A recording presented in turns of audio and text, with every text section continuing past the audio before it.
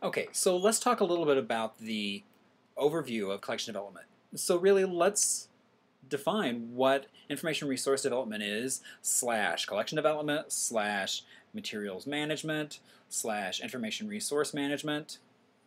Basically, it all involves the identification, the selection, the acquisition, and the evaluation of those library resources, whether it be the print materials, whether it be those electronic resources that you have. But basically, it's what the library provides to its community of users, those resources. Now, typically, a library wants to try and offer the most information to everyone that it can, but because of storage, price, and other limitations, that's not always necessarily possible. So we'll talk about some of the issues around that. So, I mean, basically, a library wants to have all the right stuff that its community wants, whether it be quiet space, whether it be a place to just get away from their family. It could also be that audiobook, those downloadable resources. So those other tangible goods that a library has, whether it's electronic or physical space. So what I've done is I've divided the course up into 3 sections. We've got community, resources, and then administrative. So with community,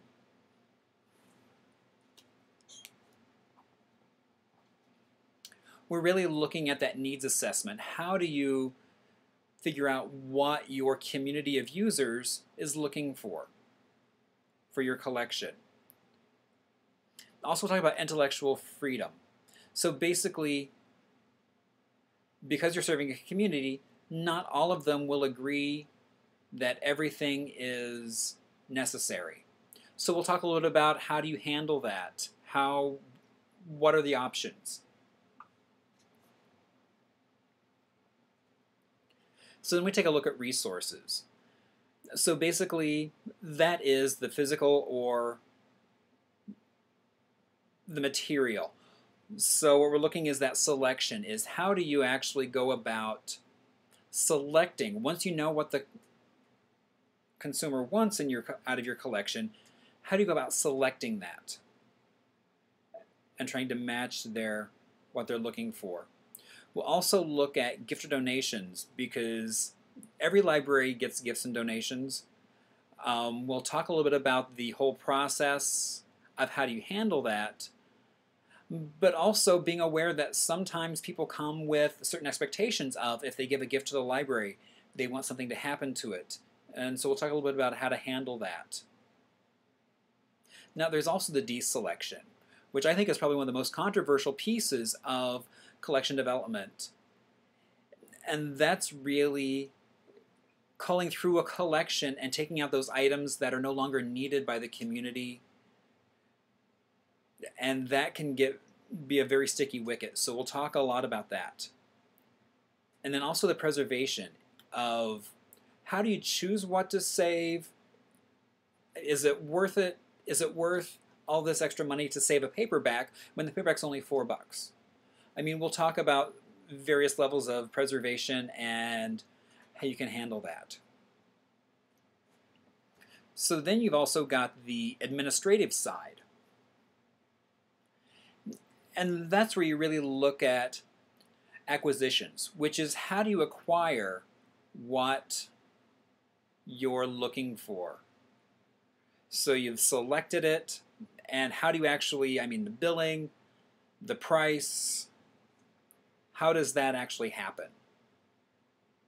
We'll also look at collection assessment. How do you assess a collection to find out is it a good collection or not based on your community's needs?